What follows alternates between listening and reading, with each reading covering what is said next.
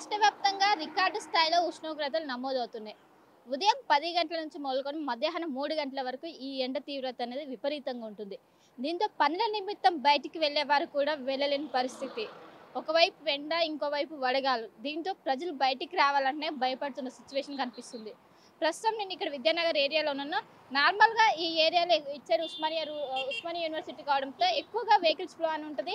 కానీ ఇప్పుడు ఎండ ప్రభావంతో ఎక్కువ వెహికల్స్ కూడా రాని పరిస్థితి మనకు కనిపిస్తున్నది.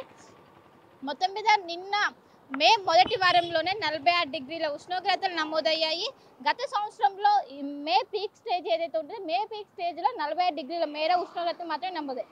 కానీ మే మొదటి వారంలోనే 46 డిగ్రీల మేర దాదాపు ఏదైతే ఉమ్మడి నల్గొండ జిల్లా, నిజామాబాద్ ఈ జిల్లాలో ఎక్కువగా ఉష్ణోగ్రతలు నమోదవుతున్నాయి. ఇంకోవైపు 6 జిల్లాలకు రెడ్ అలర్ట్ కొనసాగుతుంది. ఇంకోవైపు 10 జిల్లాలకు ఆరెంజ్ అలర్ట్ కొనసాగుతుంది.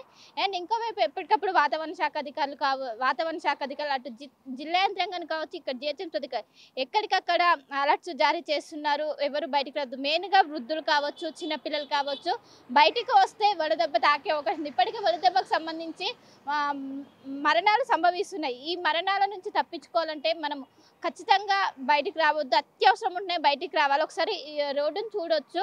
జనరల్గా ఈ ఏరియాలో అనేది ఎక్కువగా వెహికల్స్ అనేవి వెళ్తుంటాయి. కానీ ఎండ తీవ్రత వల్ల ఎవరు కూడా బయటికి వెళ్ళని పరిస్థితి. ఒకసారి రోడ్డు మొత్తం కూడా ఒక నిర్మానుష్యంగా మారింది. చూసుకోవచ్చు. జనరల్గా హైదరాబాద్ నగరంలో ఎక్కడ ఏ రోడ్డు చూసినా కూడా నిత్యం వెహికల్స్ అనేవి వెళ్తూనే ఉంటాయి. కానీ ఇప్పుడు ఎండల ప్రభావంతో ఎక్కువ ఎవరు కూడా బయటికి వెళ్ళని పరిస్థితి.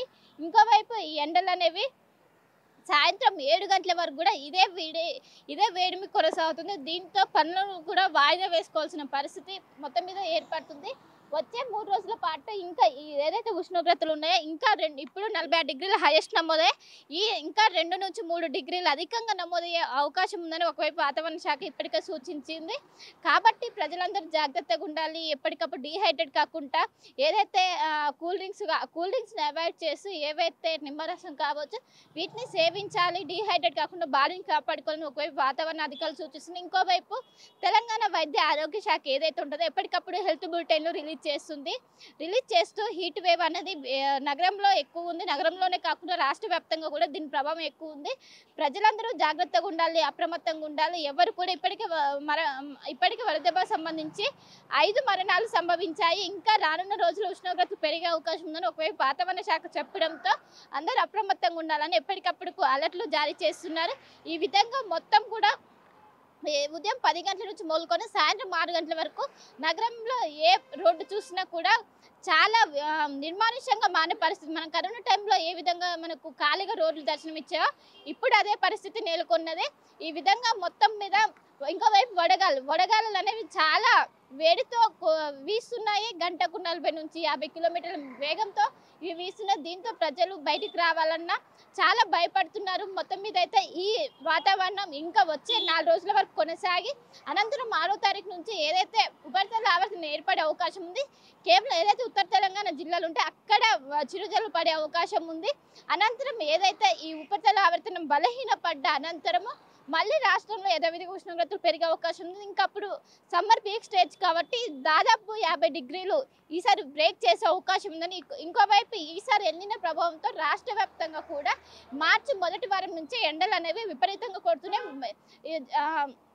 వరుసగా కూడా ఏదైతే అలర్ట్స్ ఉంటాయో వరుసగా ఎప్పటికప్పుడు రిలీజ్ చేస్తున్నారు. గత సంవత్సరం సమ్మర్లో ఒక వారం రోజుల పాటు ఈ అలర్ట్స్ అనేవి ఇచ్చేవారు. కానీ ఇప్పుడు ఆ విధంగా కాకుండా మొత్తం మార్చి ఎండింగ్ నుంచి ఇప్పటి వరకు ఆ అలర్ట్స్ అనేవి అలానే కాదు. ఒకవైపు ఎల్లో అలర్ట్ కావచ్చు, ఆరెంజ్ అలర్ట్ కావచ్చు, రెడ్ అలర్ట్. జనరల్గా లాస్ట్ ఇయర్ రెడ్ అలర్ట్ అనేది చాలా తక్కువ పీరియడ్లో ఇచ్చారు. కానీ ఇప్పుడు మే మొదటి వారం నుంచే రెడ్ అలర్ట్ కొనసాగుతుందంటే ఎండల తీవ్రత ఏ విధంగా ఉందో అర్థం చేసుకో. మొత్తం మీద ప్రజలందరూ పనులు అత్యవసరం ఉంటేనే బయటికి వెళ్ళాలి. లేకుంటే వాటిని ఈవినింగ్ టైంలో పూర్తి చేసుకొని ఒకవైపు వైద్య ఆరోగ్య శాఖ సిబ్బంది కావచ్చు, ఇంకోవైపు వాతావరణ శాఖ ఎప్పటికప్పుడు సూచనలు జారీ చేసిన పరిస్థితి మనకు కనిపిస్తుంది. కెనపర్సన్ వంశీతో కలిసి శిల్ప ఆర్టీవీ హైదరాబాద్. నమస్తే అండి. ఇది వ్యాపారం గురించి కాదు, ఓటు గురించి. ఎన్నికల్లో ఓటు వేయడం మన హక్కు మాత్రమే కాదు, కర్తవ్యం. ఎంతో మంది మహా నేతలు శ్రమించి ప్రాణత్యాగం చేసి ఈ అవకాశాన్ని మనకిప్పించారు. అందరూ ఓటు వేద్దాం. ఎందుకంటే ఓటు హక్కు ఊరికే రాదు. నా ఓటు ఎవరికో తెలుసా? అది సీక్రెట్ అండి.